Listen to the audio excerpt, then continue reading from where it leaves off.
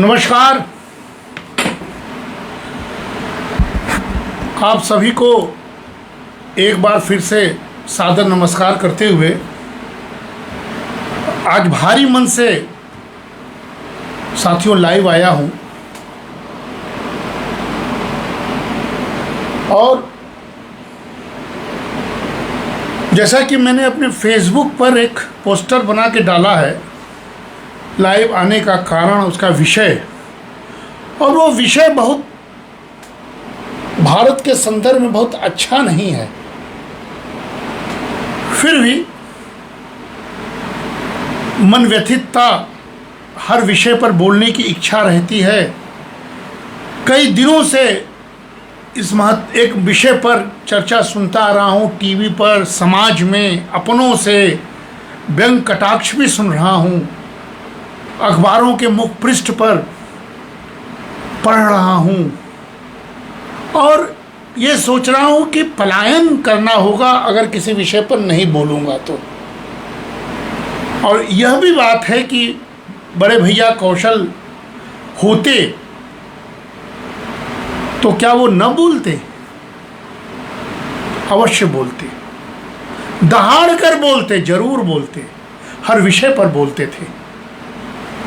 लेकिन उनके न रहने से उनकी आवाज़ तो दबेगी नहीं, उनकी आत्मा तो प्रवेश है हम सभी में।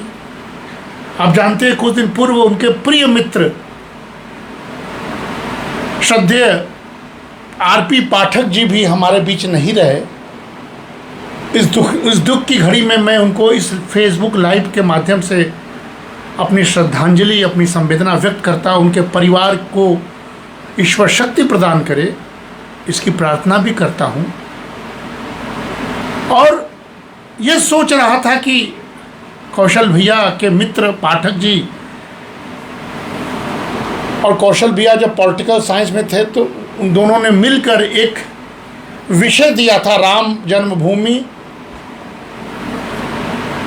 आंदोलन और भारतीय जनता पार्टी की भूमिका, एक अपनी छात्रा को। और पाठक जी कांग्रेस समर्थित, बीजेपी के समर्थित नहीं थे, भारतीय जनता पार्टी के समर्थित भाई साहब थे। लेकिन जानबूझकर दोनों भाई साहब ने मित्रता को निर्वहन करते हुए पाठक जी को कहा कि आपको इसका निर्देशन करना ही होगा। शोध का अर्थ होता है बगैर किसी बायस्ड हुए आप उस विषय पर शोध कराइए जो वर्तमान में जिसकी उपादेयता है। और उस समय चरम प्रथी 90s के दशक में चरम प्रथी आंदोलन, तो भाई साहब ने उस विषय को पाठक जी को निर्देशित करने का कहा और उन्होंने डॉक्टर अर्चना के उस टॉपिक पर निर्देशन दिया। और मुझे याद है कि उस दौरान भाई साहब से मेरी खूब बातें हुआ करती थी, क्योंकि मिलजुल कर उस थीसिस को पूरा करना, अध्ययन करना, ये हमारा भी शौक था, हमने भी किया था। आज जब कुछ दिनों से राम मंदिर में चोरी की घटना से पूरे के पूरे आंदोलन पर प्रश्न चिन्ह, पूरे के पूरे आस्था पर प्रश्न चिन्ह लगने लगा, तो साथियों मन थोड़ा व्यथित हो उठा और मैंने सोचा कि लाइव आकर कुछ इस पर चर्चा करूं। इसलिए मैंने कहा कि व्यथित मन से व्याख्यान। साथियों, चोरी एक घटना है जो चारित्रिक अवगुण से उपज लेता है। लेकिन इधर भी राष्ट्रीय स्वयंसेवक संघ के 100 वर्ष भी हुए और मैंने यह पुस्तक कुछ दिन पूर्व राष्ट्रीय स्वयंसेवक के संघ 100 वर्ष होने पर शताब्दी पथ पर राष्ट्र निर्माण, राष्ट्रीय स्वयं संघ @100 को हमने लिखा, इसका चैप्टराइजेशन करके लिखा, ऐसा सहज भाषा में लिखा ताकि आने वाली पीढ़ी राष्ट्रीय स्वयंसेवक को कुछ सरल भाषा में समझ सके। क्योंकि कोई संगठन 100 वर्ष का होता है तो उसके पीछे एक बहुत ही गहरी निष्ठा, समर्पण की भावना होती है। इसलिए हमने सोचा कि यह 100 वर्ष पर मेरा एक योगदान होगा, मैंने ये लिखा। साथियों, इस चैप्टर में जो इसका 9वां चैप्टर है इस 9वें चैप्टर में इस पुस्तक के राम मंदिर आंदोलन और निर्माण में राष्ट्रीय स्वयंसेवक संघ की भूमिका भी मैंने लिखा। और इस पुस्तक में बहुत ही संक्षिप्त में हमने विवाद की ऐतिहासिक पृष्ठभूमि, 1950 से 1980 के दशक तक राष्ट्रीय स्वयंसेवक की भूमिका राम मंदिर के निर्माण और संघर्ष में, जन संगठन और राजनीतिक गठजोड़ जो 80 के उत्तरार्ध और 1992 तक हुआ था, रथ यात्रा और भाजपा आरएसएस की जो त्रयी थी, त्रिकोण संगठन था, उसके बारे में लिखा। बाबरी विध्वंस जो 1992 में था उसके बारे में लिखा। वैचारिक ढांचा और उसके बहस पर मैंने इसमें लिखा। 2019 से 2024 राम मंदिर के निर्माण का पूरा गाथा लिखा। सामाजिक और राजनीतिक प्रभाव के बारे में बात किया। प्राण प्रतिष्ठा उद्घाटन का जिक्र किया और कुछ आलोचनात्मक दृष्टिकोण भी इसमें रखा। यानी यह विषय इस पुस्तक में मैंने दिया। साथियों, इसीलिए मेरा मन किया कि जिस संगठन का 100 वर्ष हो रहा है, और 100 वर्ष एक बहुत बड़ा एक पीरियड होता है जो हम लोगों के जीवन काल में पूरा 100 वर्ष नहीं देख पाते हैं, ऐसा एक संगठन ने पूरा किया। उस संगठन के संघर्ष पर एक घटना से अगर प्रश्न चिन्ह उठता है तो हमारे लिए चिंता का विषय है और सोच का विषय भी है।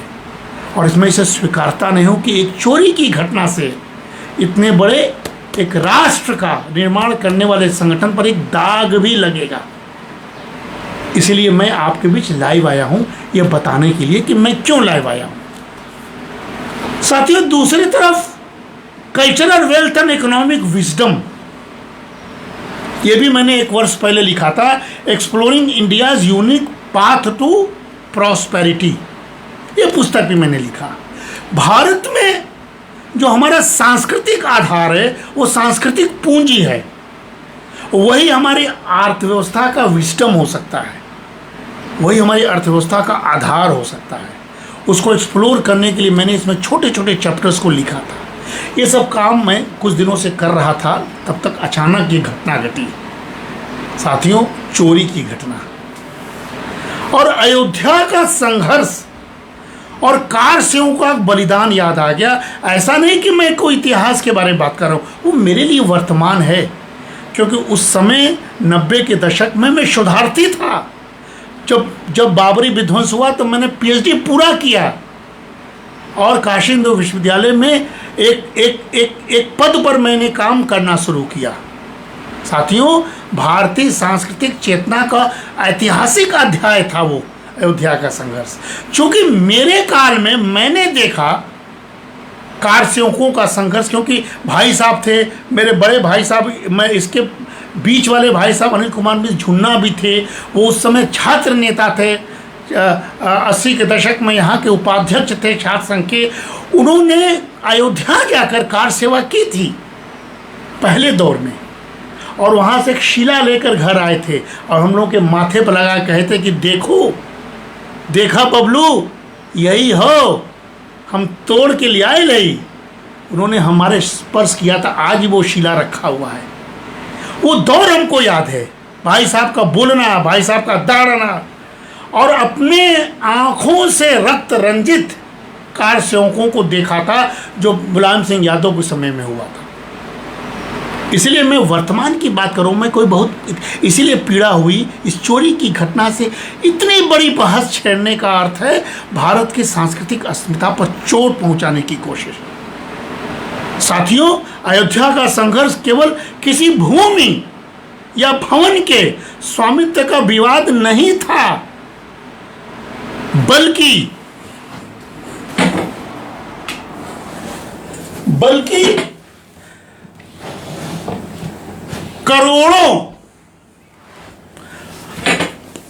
करोड़ों लोगों की धार्मिक आस्था।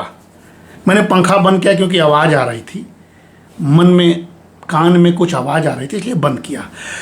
करोड़ों लोगों की धार्मिक आस्था, सांस्कृतिक स्मृति और राष्ट्रीय अस्मिता से जुड़ा एक दीर्घकालिक जन आंदोलन था साथियों। और यह संघर्ष केवल 1-2 साल नहीं चला, 5 शताब्दियों तक, 500 वर्षों तक का ऐतिहासिक ये पृष्ठभूमि वाला आंदोलन था, जो न्यायिक प्रक्रियाओं और जन संगठनों के प्रयासों का परिणाम था। विशेष रूप से हम अपने काल की बात कर रहे हैं, हम युवा थे, हम उस समय परास्नातक करके पीएचडी कर रहे थे 1990 और 92 के समय में। उस आंदोलन का निर्णायक पड़ाव था साथियों। 30 अक्टूबर और 2 नवंबर 1990 संघर्ष का चरम था साथियों। हमें याद है, हमने उस पर काम भी किया है। हमने कहा कि हम लोग खूब पढ़ते थे उस समय। 30 अक्टूबर 1990 को उत्तर प्रदेश सरकार द्वारा अभूतपूर्व सुरक्षा व्यवस्था आज भी हमें याद है, कर्फ्यू, बैरिकेटिंग और प्रशासनिक नियंत्रण के बावजूद, क्योंकि हमने अपने आंखों से देखा था, हजारों कार सेवक अयोध्या पहुंचे थे और उनका उद्देश्य क्या था? राम जन्मभूमि पर प्रतीकात्मक कार सेवा करना। प्रशासन और कार सेवकों के बीच साथियों टकराव की स्थिति बनी हुई थी, जिसके दौरान लाठीचार्ज हुआ, आंसू गैस बरसाए गए, गोलीबारी की घटनाएं हुई। अनेक कार सेवकों ने अपने प्राणों की आहुति दी थी और बहुत बड़ी संख्या में लोग घायल हुए थे। यह बलिदान की भावना थी साथियों। कार सेवकों को ऐसे स्वयं सेवकों के रूप में चित्रित किया गया है जो धार्मिक आस्था से प्रेरित होकर अयोध्या पहुंचे थे और जिन्होंने व्यक्तिगत सुरक्षा से अधिक अपने धार्मिक उद्देश्य को महत्व दिया था।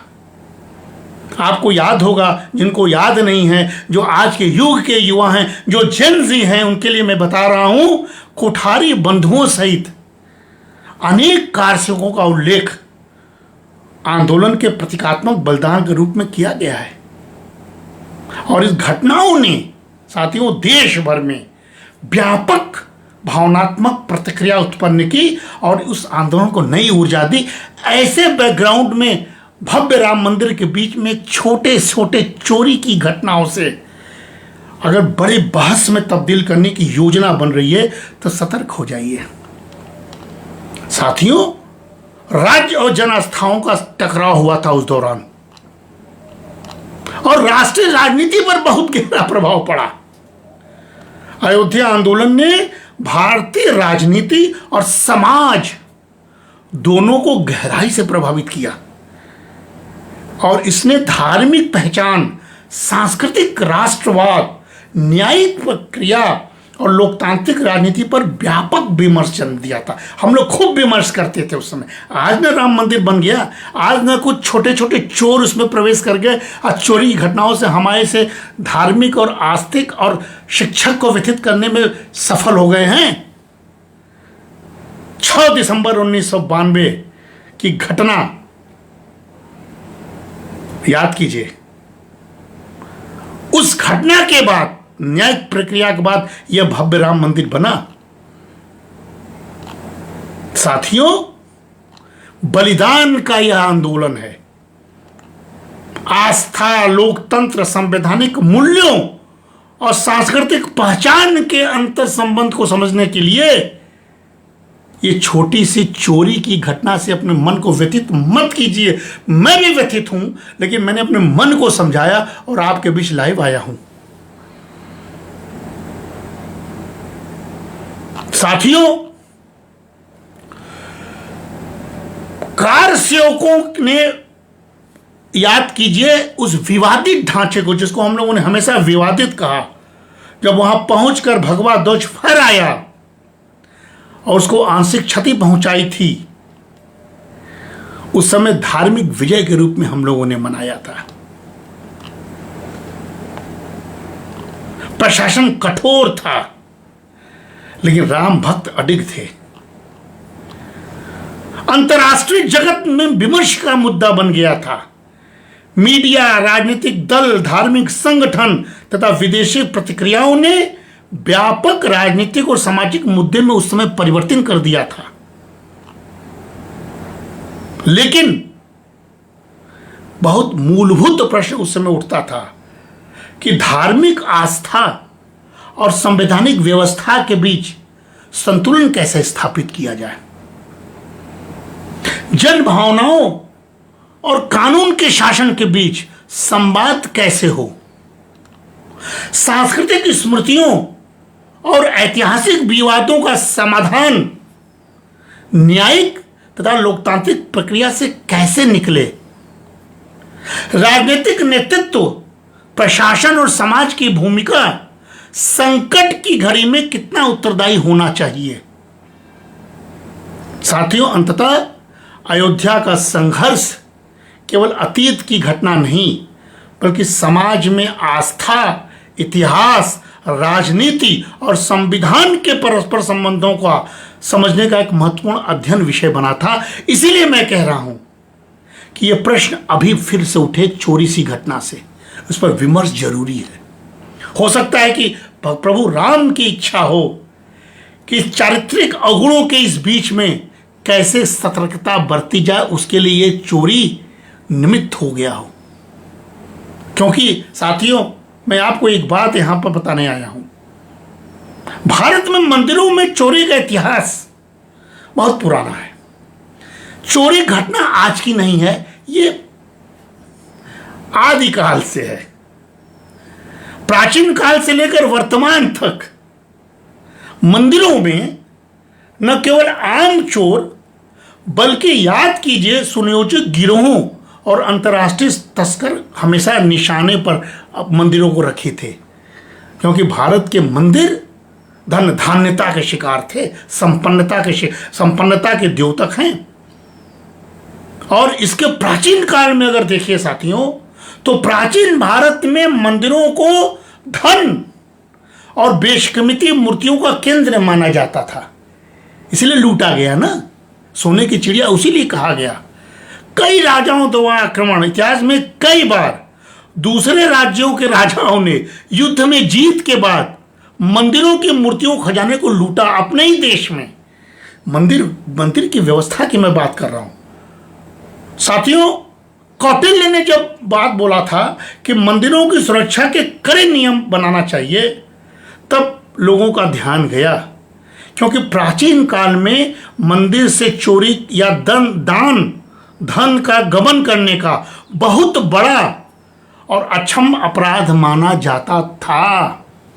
और इसके लिए साथियों, चोरों को कठोर दंड, यानी हाथ काटने से लेकर मृत्यु दंड तक का प्रावधान था, कठोर दंड था। प्राचीन काल से वो दंड की व्यवस्था क्यों थी? आस्था न डिगे। साथियों, आप जानते हैं मध्यकाल में अनेक विदेशी आक्रमण हुए। 1026 याद कीजिए, महमूद गजनवी का लूट कांड। सबसे प्रसिद्ध मंदिरों की लूट में सोमनाथ मंदिर का आक्रमण शामिल है, जिसे महमूद गजनवी ने नष्ट कर दिया और भारी मात्रा में सोना चांदी संपत्ति लूटी थी। वो तो प्रत्यक्ष लूट था। मुगल काल में अनेक लूट हुए, काशी विश्वनाथ भी उससे पीड़ित था, मथुरा भी उससे पीड़ित था, अनेक मंदिर पीड़ित थे, लेकिन लूट था। इस बात को जन जन तक पहुंचाना चाहिए, ताकि भारत के अंदर रहने वाले शिक्षा जगत के माध्यम से समझें कि अपने ही देश में मंदिरों में चोरी करके आप संपन्न नहीं हो सकते हैं, बल्कि आपके ऊपर गहरा आपराधिक षड्यंत्र रचने का आरोप तय होगा और आपको सजा मिलेगी और आप कहीं के नहीं रहेंगे। साथियों, औपनिवेशिक काल में मूर्तियों की तस्करी होती थी। देखिए, आज भी बहुत सारे विदेशी मूर्ति मोदी जी लाने के प्रयास में लगे हैं। और आज जो मंदिर में भव्य मंदिर, चाहे वो काशी विश्वनाथ मंदिर हो, चाहे अयोध्या में राम मंदिर हो, चाहे वो विंध्याचल का मंदिर हो, जब से ये बड़ा मंदिरों का बड़ा होना, कॉरिडोर बनना, तब से चढ़ावा और दान बढ़ने लगा है और इसलिए सुरक्षा बड़ी चुनौती बन गई है। इसीलिए जो अभी तत्कालिक जो जिससे मन व्यथित हो गया कि कुछ लोगों ने मिलकर चोरी की घटना का अंजाम दिया। राम मंदिर में चढ़ावे, दान पेटी में से चोरी या गबन का जो मामला आया है, जहां गिनती में गड़बड़ी का आरोप 8 लोगों की गिरफ्तारी, वो जेल चले गए। ये सब जो मामला आया है, इससे मन इसलिए व्यथित हो रहा है कि सारे के सारे मामले में विरोधी पार्टी संघ पर, विश्व हिंदू परिषद पर और चंपत राय जैसे राष्ट्रभक्त राम भक्त पर इल्जाम लगाने में सफल हो गए हैं। यह हम लोगों के लिए दुर्भाग्य का विषय है। आपको मैं बता दूं, अपने ही घर में, अगर अपने ही घर में संपन्न पिता के घर में कोई पुत्र ही उसका लॉकर तोड़ के चोरी कर ले, बेटे बेटी उस पूरे गहने को लेके भाग जाए जो रोज हो रहा है, तो उस पिता की क्या गलती है? ये सब माहौल की गलती है, चारित्रिक अवगुण की गलती है। उस पिता के उस मर्म को समझिए जिसने अपने औलाद को पैदा किया हो और वो औलाद चोरी करके अपने घर से निकल जाए। ऐसी दशा अगर आज है तो चंपत राय की होनी चाहिए, उसको समझना चाहिए। साथियों, मैं मान रहा हूं कुछ चोरी हुआ, और आपको बता दें, हमारे भाई साहब कौशल भैया जब मनुस्मृति की बात करते थे तो बहुत लोग आलोचना करते थे। आज मनुस्मृति की मैं बात करना चाहता हूं। साथियों, मनुस्मृति में मंदिर या देवता की संपत्ति की चोरी को बहुत गंभीर अपराध और महापाप माना जाता था। उनके अनुसार राजा को चोर की सामाजिक स्थिति और चोरी की मात्रा के आधार पर सख्त सजा, उन्होंने कहा जुर्माना, कोड़े मारना और मृत्युदंड, इसका प्रावधान था। ये मनुस्मृति ने कहा। क्यों कहते थे? क्योंकि हमेशा से मंदिरों में दृष्टि लगी रहती थी चोरों की, इसलिए उसके लिए कठोर दंड था। आज उसी मनुस्मृति की तर्ज पर कठोर दंड की मांग मैं यहां बैठ के आपसे कर रहा हूं, सरकार से कर रहा हूं। साथियों, मनुस्मृति में संपत्ति के मूल्य के अनुसार दंड था, और नारद और बृहस्पति ग्रंथ में भी इसकी बात कही गई। मंदिर, ब्राह्मण या मूल्यवान वस्तुओं की चोरी करने पर चोर को चुराई गई संपत्ति के बराबर या उससे दुगना जुर्माना भरना पड़ता था। शारीरिक दंड और मृत्युदंड का प्रावधान था। और यही नहीं, अभी देखिए मंदिर में कई ब्राह्मण, मैं तो खुद ब्राह्मण हूं, मुझे शर्म आ रही है कि एक ब्राह्मण होने के नाते मुझे खुद शर्मिंदा व्यक्त कर रहा हूं कि एक ब्राह्मण जिसको मंदिर में सेवा करने का अवसर मिला, वो चोरी में पकड़ा गया। इससे कलंकित पूरा समाज अपने आप को महसूस कर रहा है। मेरी आंख नीचे हो जा रही है। लेकिन ब्राह्मण ही नहीं, अन्य जात के लोग भी पकड़ाए हैं। इसलिए वर्ण के अनुसार जुर्माने में अंतर हुआ करता था। अब ध्यान से सुनिए, उन ब्राह्मणों के लिए है जो ब्राह्मण आज भी समझ जाएं और अपने चारित्रिक गुणों पर ध्यान दें।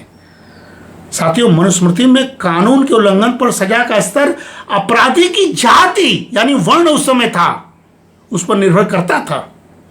जैसे उच्च वर्ण, जैसे ब्राह्मण मैंने कहा, जो उच्च वर्ण है उसको ज्ञानवान और जिम्मेदार माना जाता है, माना जाता था, माना जाता है। इसलिए उनसे चोरी होने पर सामान्य व्यक्ति या शूद्र वगैरह से कई गुना ज्यादा जुर्माना लगाया जाता था। यह मॉरल बाउंडेशन था तब भी, यही मॉरल बाउंडेशन आज भी अपेक्षित है। साथियों, प्रायश्चित का भी निदान था। यदि चोरी छोटी है या अनजाने में हो गई हो तो राजा को दंड देने के साथ साथ उस चोर या पापी को प्रायश्चित के लिए विभिन्न व्रत, उपवास और तपस्या का विधान बताया गया। लेकिन यह चोरी अनजाने में नहीं हुई है। 70 बार 3 महीने में चोरी घटना हुई, यानी ये सुनियोजित चोरी हुई है। इसलिए वो आठों चोरों को जो प्रत्यक्ष पकड़ाए हों उनसे पूछताछ करके कठोर से कठोर सजा देना ही पड़ेगा। तब जाके मन जो व्यथित है, उस व्यथित मन को शांति मिलेगी। साथियों,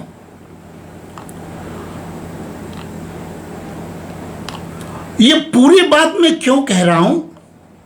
क्योंकि अपहृतम तु चोरेण सर्ववर्णेभ्यम आहर्तम राजा सर्व स्वैदंता स्तेन स्यात् प्रणोति किलम विषम। मनुस्मृति ने कहा, भाई साहब कहते थे, राजा को चोर द्वारा चुराई गई और सभी वर्णों के लोगों से छीनी गई संपत्ति को वापस दिलानी चाहिए।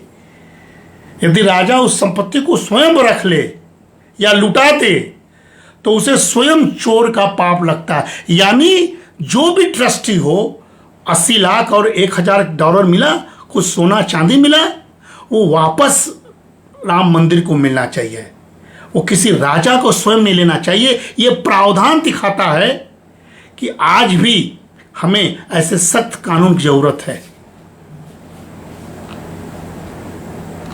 साथियों, ऐसे बहुत सारी बातें प्राचीन भारत में हमारे लिए महत्वपूर्ण एक तरह से सीख के रूप में हम देख सकते हैं।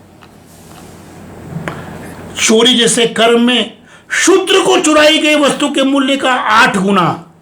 देखिए मनुस्मृति ने क्या कहा, इसका बकायदे श्लोक है। मैं श्लोक यहाँ याद नहीं बोल पाऊंगा, लेकिन उस श्लोक का अर्थ है कि शूद्र को चुराई गई वस्तु के मूल्य का 8 गुना। ध्यान से सुनिएगा, मैं आज इस मंच के माध्यम से, लाइव के माध्यम से सरकार का ध्यान दिलाना चाहता हूं कि किस प्रकार की व्यवस्था कर दीजिए। शूद्र को 8 गुना, वैश्य, उसमें एक वैश्य भी है, वैश्य को 16 गुना, क्षत्रिय को 32 गुना और ब्राह्मण को 64 गुना या 100 गुना अर्थदंड जुर्माना देना चाहिए, क्योंकि वे दोष गुण के ज्ञाता होते हैं। यानी जो ब्राह्मण चोरी किए उनको सबसे अधिक सजा मिलना चाहिए, ऐसा मनुस्मृति ने कह दिया। क्योंकि अगर हम ब्राह्मण होने का दम भर रखते हैं तो हमारे अंदर वो चारित्रिक गुण होना चाहिए, नहीं तो उसका कोई मतलब नहीं है। साथियों, मनुस्मृति में स्ते या चोरी के अपराध के संबंध में महत्वपूर्ण सिद्धांत यह है कि जितना अधिक ज्ञान और सामाजिक उत्तरदायित्व उतना अधिक दंड। इसीलिए ब्राह्मण के लिए दंड कम नहीं बल्कि कई परिस्थितियों में सबसे अधिक बताया गया है। इसलिए मैं लाइव आया हूं कि ऐसा नहीं कि किसी को बचाने का कोई प्रयोजन होना चाहिए। ये सारी बातें मेरे मन में आ गया। मैंने सोचा कि राम मंदिर में चोरी होना, उसमें एक विशेष वर्ण का ज्यादा संख्या होना, संघ पर, विश्व हिंदू परिषद पर, चंपत राय जैसे व्यक्ति पर इल्जाम लगना मन को व्यथित करना है। क्योंकि भारत न कभी खत्म हुआ,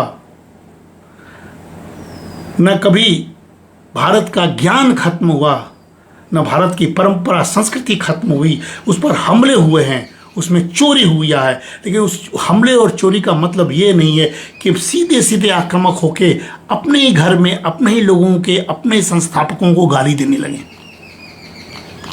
ये सारी बातें साथियों एक संदर्भ के रूप में मैं आपसे बताना चाहता था। इसीलिए आज जो राजा है, उत्तर प्रदेश का राजा आज लोकतंत्र में योगी जी हैं, तत्काल SIT गठित किया और बहुत एक्शन, बहुत तेजी से उस पर काम हुआ। देश के प्रधानमंत्री राष्ट्र के राजा हैं, उनकी निगरानी अवश्य हो रही होगी। राजा द्वारा दिए गए दंड या क्षमा के माध्यम से चोर अपने चोरी के पाप से मुक्त हो जाता है। जो चोरी किया उसको सजा, लेकिन जिसको व्यर्थ में जिसको इल्जाम सुनना पड़ रहा है उसके लिए एक व्यापक व्यवस्था होनी चाहिए, निर्दोष साबित होने का अवसर मिलना चाहिए। साथियों, कौटिल्य ने भी अर्थशास्त्र में अपने कठोरतम दंड की बात, जैसे मैंने पहले कहा, अपराध की गंभीरता को देखकर कठोरतम दंड मिलना चाहिए, दंड का विधान तय कर दिया था उसने। धर्मस्वम हरते यस्तु सर्वस्वम तस्य भारेत देवद्रव्यम च यो भुक्तिम स नरो नरकम वर्जते। जो मनुष्य मंदिर या धर्म के संपत्ति को चुराता है, कौटिल्य कहते हैं राजा को चाहिए कि वह उसकी सारी संपत्ति जब्त कर ले, और जो व्यक्ति देवता की संपत्ति, उनका प्रसाद या धन का अनुचित इस्तेमाल करता है वह नरकगामी होता है। इसीलिए कौटिल्य ने जब सारी बातों को लिखा तो यह भी लिखा कि यदि कोई व्यक्ति मंदिर के चढ़ावे, कोष या देवता की मूर्तियों के आभूषण को चुराता है तो ऐसे पापियों के लिए अर्थशास्त्र में संपत्ति के जब्तीकरण और देश निकाले जैसे कठोर दंड का स्पष्ट उल्लेख मिलता है। इसीलिए आज के दौर में यह जरूरी है 130-40 करोड़ हिंदू आस्थावानों के लिए कि ये आठों को जमानत न मिले, आठों की संपत्ति जब्त हो, घर पर बुलडोजर चल जाए, कठोरतम सजा मिले, किसी परिस्थिति में चोरी हो और इसको प्रश्रय देने वाला कोई बड़ा इंसान भी हो उसको भी कटघरे में लाना है, लेकिन निर्दोष को नहीं फंसाना है। साथियों, इसीलिए आज व्यथित मन से आया हूं। अयोध्या के श्री राम मंदिर में चोरी का समाचार केवल एक आपराधिक घटना नहीं है, करोड़ों श्रद्धालुओं की हमारे जैसे उसकी भावनाओं पर गहरी चोट के रूप में अनुभव हो रहा है।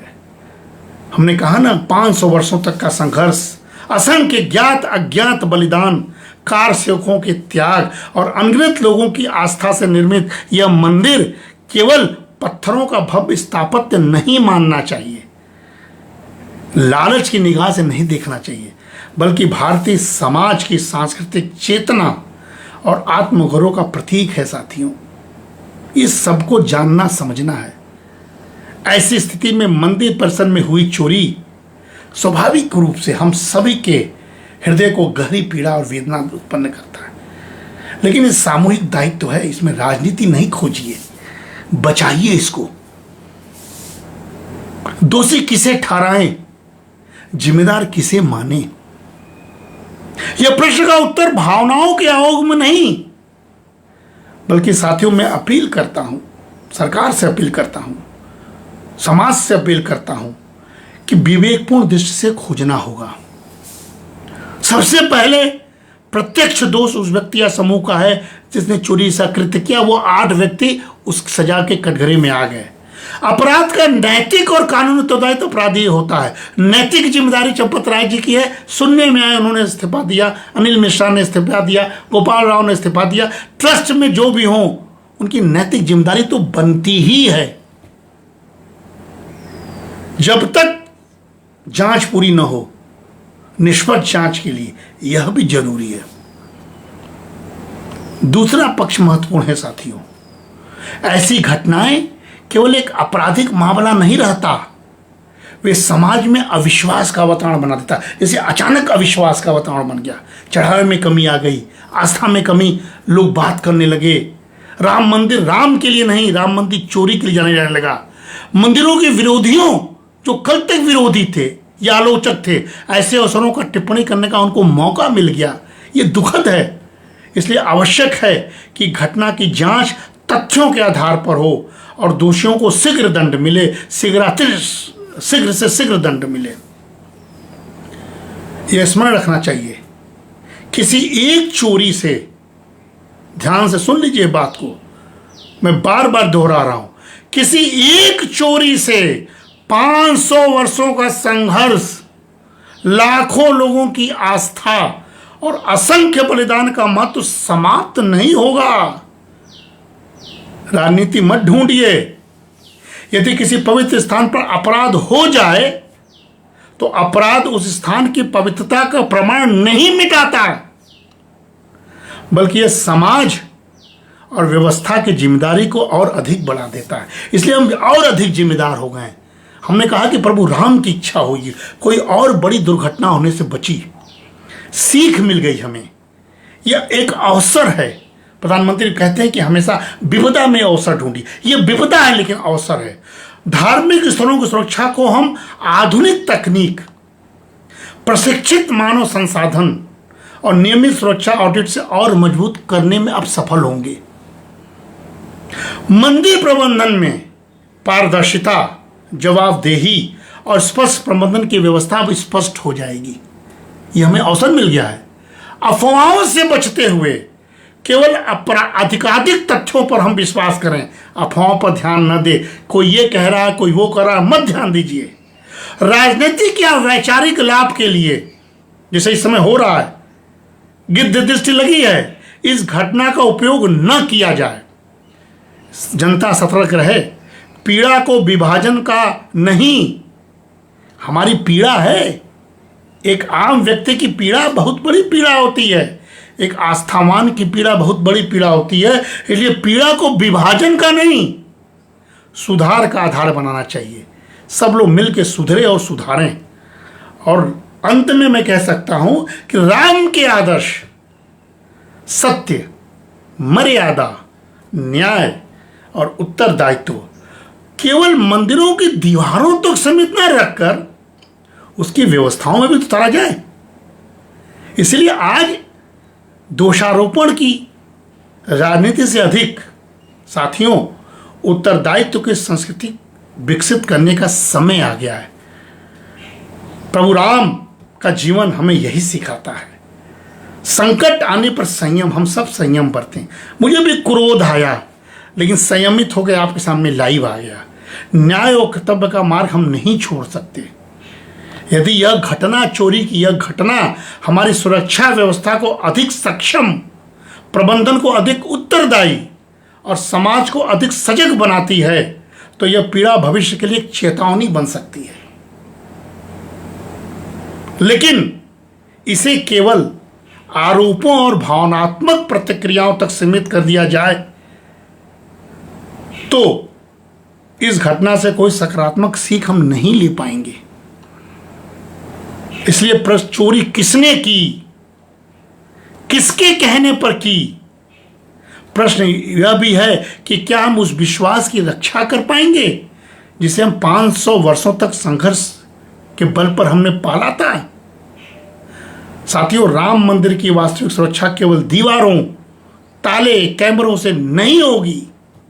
तब राम राज्य कैसा? वह तब सुनिश्चित होगी जब व्यवस्था उत्तरदायी होगी, समाज सजग होगा और प्रत्येक व्यक्ति यह अनुभव करेगा कि मंदिर केवल एक संस्था का नहीं है, बल्कि पूरे राष्ट्र की साझा सांस्कृतिक धरोहर है।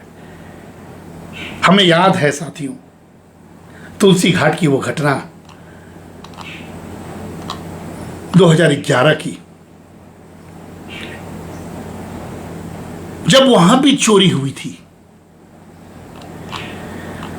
पांडुलिपि की चोरी हुई थी। हमारे मामा श्री प्रातः स्मरणीय महंत वीरभद्र मिश्र किस दुविधा में, किस पीड़ा से बैठे हुए थे। चोरों ने उस समय भी आस्था की चोरी की, पांडुलिपि चुरा ले गए। दुखी मन से बैठे थे। पुलिस का एक दल बना और महंत जी सोच रहे थे कि हम अपने पांडुलिपि की रक्षा नहीं कर पाए, कैसे आने वाली पीढ़ी को हम क्या संदेश देंगे। ये गहरी वेदना को मैंने अपनी आंखों से देखा, समझा और आज भारी मन से कह रहा हूं कि इसीलिए महंत जी के सामने, महंत जी के रहते उस तुच्छ से चोर ने कोई बाहरी आकर चोरी करने का अर्थ नहीं रहा कि गोस्वामी तुलसीदास की परंपरा समाप्त हो गई। चोर पकड़ा गया, पांडुलिपि वापस आ गया, लेकिन आज तुलसी मंदिर, तुलसी घाट पर वो पांडुलिपि इतना सुरक्षित हो गया कि वहां परिंदा भी पर नहीं मान सकते। इसीलिए साथियों, विरोधियों को अवसर न मिले। राम का मंदिर राम का आदर्श है। आधुनिक सुरक्षा व्यवस्था का निरंतर मूल्यांकन होना चाहिए। राम अंतःकरण को बदल सकते हैं।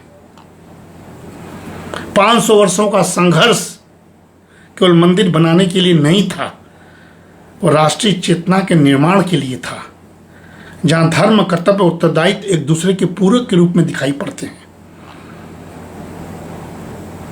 राम केवल मंदिरों में नहीं, उत्तरदायित्व में भी बसते हैं साथियों। यदि आस्था की रक्षा करनी है तो हमें राम के आदर्शों को व्यवस्थाओं, व्यवहार और राष्ट्रीय चैतन्य में उतारना ही होगा। यह भी सच है, तमाम घटनाएं, चोरी की घटना तो एक जगह है, लेकिन समाज की घटनाओं को देख लीजिए।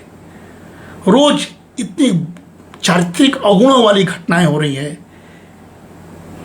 हत्या, पिता का अपमान, होने वाले पति को धक्का देकर मृत्यु के घाट उतार देना, गिरते चारित्रिक गुण का कौन जिम्मेदार है? क्या विकास जिम्मेदार है या शिक्षा जिम्मेदार है या हम जिम्मेदार हैं? इस नैतिक संकट का सांस्कृतिक विश्लेषण कौन करेगा? आज हम विश्व की अग्रणी अर्थव्यवस्था में स्थान बना रहे हैं। तेजी से बढ़ती हुई अर्थव्यवस्था है, विज्ञान, प्रौद्योगिकी, अवसंरचना, डिजिटल क्रांति और वैश्विक प्रतिष्ठा के क्षेत्र में उल्लेखनीय प्रगति कर रहे हैं। परंतु इसी के साथ साथ दोस्तों, ध्यान से सुन लीजिए, एक गंभीर प्रश्न हमारे सामने खड़ा हो रहा है। क्या आर्थिक और तकनीकी विकास के समानांतर हमारे चारित्रिक विकास भी हुआ है? दिल में झांक कर देख लीजिए। यदि समाज में चोरी, भ्रष्टाचार, छल, विश्वासघात, हिंसा, पारिवारिक विघटन, नशाखोरी, साइबर अपराध, महिलाओं के प्रति अपराध और सार्वजनिक जीवन में नैतिक पतन जैसी घटनाएं लगातार चिंता का विषय बन रही है, तो यह केवल कानून व्यवस्था का प्रश्न नहीं है, बल्कि सांस्कृतिक और नैतिक संकट का भी संकेत है। यह भी तो विचारणीय प्रश्न है। इस बहाने हम यह भी तो बात करें, क्यों महत्वपूर्ण है चरित्र? भारतीय चिंतन में धन, शक्ति और ज्ञान से पहले चरित्र को महत्व दिया गया। हम जिस विश्वविद्यालय के छात्र रहे, महामना के मानस पुत्र रहे, पंडित मदन मोहन मालवीय के मंदिर में पढ़े हुए हैं, वो तो भिक्षाटन करके उन्होंने पहले चरित्र का निर्माण करो तब शिक्षा दो, ये उन्होंने सीख दिया था। करेक्टर इंटीग्रिटी इंडस्ट्री, ये उनका चारित्रिक मूल था। उपनिषदों में शिक्षा का समापन केवल ज्ञान देकर नहीं, बल्कि इस उपदेश से होता था कि सत्यवद धर्मचर, सत्य बोलो, धर्म का आचरण करो। साथियों, में संदेश बताता है कि शिक्षा का उद्देश्य केवल दक्षता नहीं, सदाचार भी है। इसीलिए हमारी संस्कृति में चरित्र की अवधारणा क्या है? सत्यनिष्ठा, आत्मसंयम, कर्तव्य बोध, करुणा, लोक मंगल की भावना, वचन पालन, परिवार और समाज के प्रति उत्तरदायित्व। इसीलिए तो श्री राम केवल विजेता नहीं, मर्यादा पुरुषोत्तम कहा गया उन्हें। उनका आदर्श शक्ति से अधिक मर्यादा को बताती है। वहां चोरी, कौन चोर है, कौन लोग थे, उसके बारे में गहन जानकारी होनी चाहिए। वो गिरे हुए तुच्छ प्राणी के सहारे हम अपने देश की नीलामी नहीं होने देंगे। इसलिए साथियों, कारण क्या है? आज हम अधिकारों की ज्यादा चर्चा कर रहे हैं, कॉकरोच पार्टी बन जा रहा है जन से, छोटे से बात लेके कर्तव्य भूल जा रहे हैं लोग। आधुनिक समाज में अधिकारों की जागरूकता तो बड़ी है, होनी चाहिए, डिनाई नहीं कर रहा हूं, सकारात्मक है। किंतु यदि कर्तव्य बोध कमजोर पड़ जाए कि मैं क्या कर रहा हूं, मुझे क्या करना चाहिए, तो उस अधिकार बेकार है। और दूसरा, अर्थशास्त्र के विद्यार्थियों, उपभोगवाद का इतना प्रभाव हो गया है, जब सफलता का प्रमुख मानदंड केवल धन, इसलिए मैंने सोचा कि धन, प्रतिष्ठा, पद, ये एक तरह से बहुत बड़ा कांटों भरा ताज है। मैं किसी पद पर बैठ जाऊं, मेरे नीचे बैठने वाला चोरी कर जाए, मैं किस मुंह से उसको बचाऊंगा? दायित्व तो मेरा भी है। यह भी बहुत बड़ी चुनौती है। इससे मोह भंग हो गया। जब सफलता का प्रमुख मानदंड केवल धन, उपभोग और बाहरी प्रदर्शन बन जाता है ना, तब साधनों की शुचिता पर कम ध्यान रह जाता है। भारतीय दर्शन में साथियों, अपरिग्रह और संयम को महत्व दिया गया है। क्या वो हो रहा है? परिवार और सामाजिक संस्कारों, हम लोग परिवार परिवार परिवार की बात करते हैं। लोग पूछते हैं कि आप ये क्यों नहीं कर रहे हैं, वह क्यों नहीं कर रहे हैं, पद की प्रतिष्ठा क्यों नहीं बढ़ा रहे हैं, धन क्यों नहीं कमा रहे हैं। हाथ जोड़ लेता हूं, भाई ने सिखाया है, उसी रास्ते पर हूं। संयुक्त परिवार, गुरु शिष्य परंपरा और सामुदायिक जीवन लंबे समय तक नैतिक मूल्यों के संवाहक रहे हैं। हमें कुछ नहीं चाहिए सिवाय इनके। सामाजिक संरचनाओं में आए बदलावों के साथ साथियों, संस्कारों के पारंपरिक माध्यम भी बदल गए हैं और शिक्षा का तो सीमित दृष्टिकोण हो गया। केवल निप कहने से कुछ नहीं होगा। नई राष्ट्रीय शिक्षा नीति कहने से कुछ नहीं होगा। केवल इस तरह की बातों से क्या होगा अगर हम ये सारी चीज को देखना पड़ रहा है। यदि शिक्षा का उद्देश्य केवल रोजगार रह जाए और चरित्र नागरिकता तथा नैतिक विवेक की शिक्षा पीछे छूट जाए तो समाज में ज्ञान तो बढ़ सकता है, साइंटिस्ट तो बन सकते हैं, पर विश्वास कम हो सकता है जैसा हो रहा है। इसलिए साथियों, भारतीय ग्रंथों पर दृष्टि डालिए। भगवद गीता आत्मसंयम, निष्काम कर्म और लोक संग्रह का शिक्षा देता है। उसकी शिक्षा क्यों गौड़ हो रही है? उपनिषद सत्य, तप और दान, धर्म पर बल देता है। उसकी शिक्षा क्यों कम पड़ गई है? मनुस्मृति जिसको लोग गाली देते हैं, उसका एक सिद्धांत यह है कि जितना अधिक ज्ञान और सामाजिक उत्तरदायित्व उतनी अधिक जवाबदेही अपेक्षित है। वो क्यों पीछे हो गया है? कौटिल्य का अर्थशास्त्र स्पष्ट करता है साथियों कि राज्य की स्थिरता केवल दंड से नहीं बल्कि प्रशासनिक ईमानदारी अनुशासन जुड़ा हुआ है। यह चेतावनी है। ये कहाँ गया? किस सिलेबस में है? मैं तो नहीं देख पा रहा हूँ। फिर नया सत्र शुरू होने वाला है, फिर वही पढ़ाना पड़ेगा, फिर वही पाश्चात्य अर्थशास्त्र को पढ़ाने की मजबूरी है, क्योंकि सिलेबस तो इस तरह का चेंज नहीं हो रहा है। अभी भी अस्त्र शस्त्र और रिसर्च मेथोलॉजी और तकनीक सुधारने में ही लगे हुए हैं। मूल्यपरक शिक्षा, परिवार में संवाद और संस्कार, सार्वजनिक जीवन में पारदर्शिता, आदर्श नेतृत्व, ईमानदारी को सामाजिक सम्मान कब मिलेगा? धर्म का आचरण नैतिकता के रूप में, न केवल अनुष्ठान के रूप में बल्कि वास्तविक रूप में कब होगा? इसका दौर शुरू होना चाहिए। इसलिए विकास और चरित्र का संबंध है। यदि किसी राष्ट्र के पास साथियों आर्थिक समृद्धि हो पर सामाजिक विश्वास कम हो जाए, जैसे राम मंदिर की घटना ने होकर दिया, तो विकास की गुणवत्ता प्रभावित होती है। इसीलिए मैं बार बार कहता हूं, मैं लिखता हूं, पढ़ता हूं, बोलता हूं कि अर्थशास्त्र में भी सामाजिक पूंजी यानी सोशल कैपिटल, उसके अंदर विश्वास, सहयोग और नैतिक व्यवहार, उसको दीर्घकालिक विकास का एक महत्वपूर्ण आधार भारत में तो मानना शुरू कर दीजिए। हमारे जैसे व्यक्ति का सम्मान तो शुरू हो जाए। घर से बाहर इसलिए नहीं निकल रहा हूं कि बाहर की विपत्तियों को देखता हूं तो दुखी हो जाता है। किस पर बहस करूं, किसको छोड़ूं, किसको पकड़ूं? हमारे इस आधार को, हमारे इस वेरिएबल पर कोई इकोनोमेट्रिक्स करने वाला आदमी लेता नहीं है। विश्वास, सहयोग और नैतिक व्यवहार को वो महत्व नहीं देता है। तो मैं क्या कर पाऊंगा? शांत हो जाता हूं। इस दृष्टि से चरित्र केवल व्यक्तिगत गुण नहीं है बल्कि आर्थिक और सामाजिक विकास का एक संसाधन है। मैं बार बार कर रहा हूं, अंतिम समय बहुत लंबा हो रहा है लेकिन मन व्यथित है, बोल रहा हूं। देखा जाएगा जो होगा, रिकॉर्ड हो जा रहा है, सुनता रहूंगा, सुनूंगा, सुनाता रहूंगा कि भारत का भविष्य केवल ऊंची इमारतें, तेज अर्थव्यवस्था या आधुनिक तकनीक से नहीं बनेगा, नहीं बनेगा, नहीं बनेगा। वह उन नागरिकों से बनेगा जिनके भीतर सत्य, कर्तव्य, करुणा, उत्तरदायित्व का भाव जीवित होगा। वास्तव में यदि विकसित भारत हम 2047 का निर्माण करना चाहते हैं तो भारत का निर्माण करना सीखिए। राष्ट्र का निर्माण केवल पूंजी से नहीं, चरित्र से होगा। प्रधानमंत्री से अपील है, मुख्यमंत्री से अपील है कि चरित्र के निर्माण पर कोई ठोस सिलेबस बनाइए, व्यवहारिक बनिए और व्यक्तियों की पहचान कीजिए। महात्मा गांधी ने कहा था साथियों, चरित्र खो गया अगर तो सब कुछ खो गया। भारतीय सांस्कृतिक परंपरा भी इसी भाव को विभिन्न प्रकार से हमेशा व्यक्त करती आई है।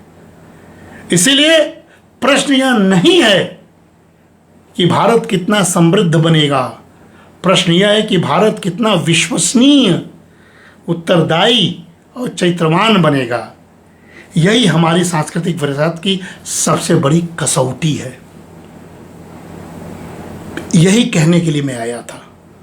राम मंदिर में किए गए इस चोरी घटना के घोर बरसना, कठोर गुस्सा प्रदर्शित कर रहा हूं।